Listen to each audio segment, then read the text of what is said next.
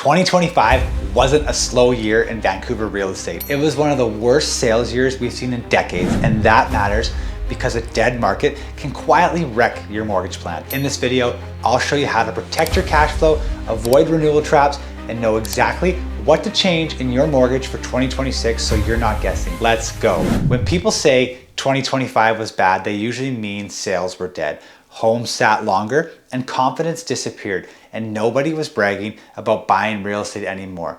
But here's the part that confuses most homeowners. Even with terrible sales, prices barely moved. In many areas, prices were flat or only slightly down, and that creates a dangerous mindset.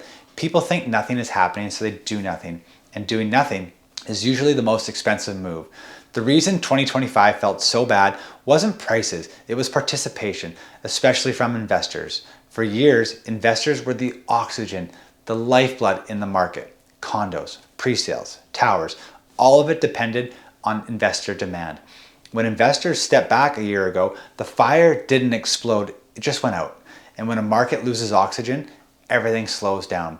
Developers are going to pause their projects, construction pipelines, they dry up, and future supply, it gets delayed. Months, years. It doesn't hurt immediately, it hurts a few years later. And most homeowners never see it coming. That's the sad truth. Now, you might be thinking this doesn't affect you because you're not an investor. That's exactly why it matters. When investors disappear, end users, they carry the market. Families buying to live, people upgrading or downsizing. And those buyers behave very differently. They care about payments, not necessarily projections. They care about stability, not the hype. So the market splits. We have investor-driven segments that struggle, and we have the end user segments that stay more resilient. And this is where homeowners either get smarter or fall asleep at the wheel. Because quiet markets are where mortgage strategy matters most, not because prices are moving, but because your leverage, it still is. Here are 3 traps that I see homeowners falling into right now. Trap number 1 is waiting for rates to fix everything. Lower rates feel comforting, but a slightly lower rate doesn't fix bad structure. If your mortgage is just a payment, you're relying on hope. Hope is not a strategy. Trap number 2 is letting renewal happen to you. Renewal is the biggest financial decision most homeowners will make and barely even think about it. Banks love that shit. They want you tired and distracted. They want you just to sign and move on. That convenience is going to cost you real money over time. Trap number 3 is trying to time the market instead of timing your mortgage. You can't control what the market does, period. You can control how your mortgage behaves though. So instead of guessing what prices will do, you build a plan that works if prices stay flat. This is the framework I use in markets like this. Protect, position, pounce. Protect, it means securing your monthly cash flow. Cash flow is the oxygen. Without it, every decision feels stressful.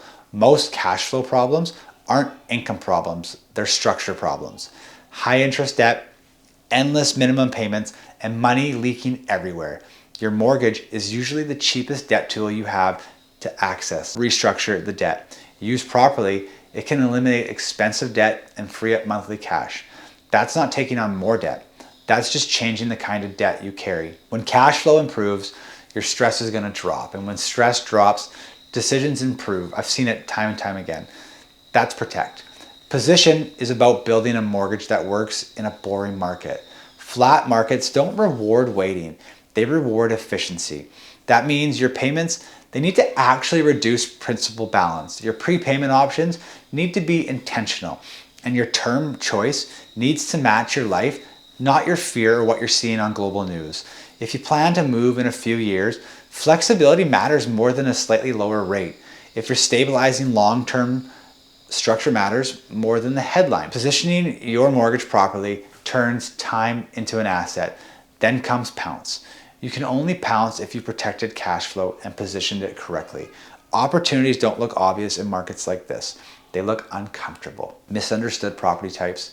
Segments that people don't know about or scared of. Situations where pricing it detaches because confidence disappears. That doesn't mean buy everything. It means recognize where fear creates inefficiency. Now let me speak to you directly. If you're between, let's say, 30, 45 years old, you're probably carrying a lot on your shoulders. You got mortgage, maybe kids, some pressure from work. You're trying to hold the shit together. I get it. I've been there. I'm there. Even with good income, it can feel tight. That's why strategy matters more now than it ever has for you and your family. You don't need predictions. You need breathing room. You just need to take a step back. And here's what most people misunderstand about a bad market and the years that you're in it. They think the bad years stack together forever. They don't. Markets move in sequences. Low sales lead to less building. Less building leads to supply shortages later, and demand, it always comes back. And when it does, unprepared homeowners always pay the price. So here's a simple checklist. Know your renewal date at least 120 days in advance. Stress test your payment honestly. No what ifs, no predictions, just stress test the shit out of it. If it jumped 20%, what breaks first in your household? Build a cash flow buffer, because before you want to chase any big move, having that buffer in place will mean the world. Decide what the next 24 months actually look like for you and your family, and then build the mortgage around that plan. Stop waiting for perfect clarity. Build some flexibility instead, because the biggest risk right now, it's not prices dropping, it's staying stuck while the market resets around you. Slow markets give you time to restructure, time to negotiate, time to think clearly. Hot markets take that all away. So if 2025 felt uncomfortable, good. That discomfort is information. Use it. Build a mortgage plan that works whether the market is exciting or boring. That's how you win long term. If this helped reframe how you're thinking about the market and your mortgage, subscribe for more clear strategic breakdowns. And once you're done with this one, check out last week's episode where I break down the impact of the latest BOC announcement and what it means to your mortgage.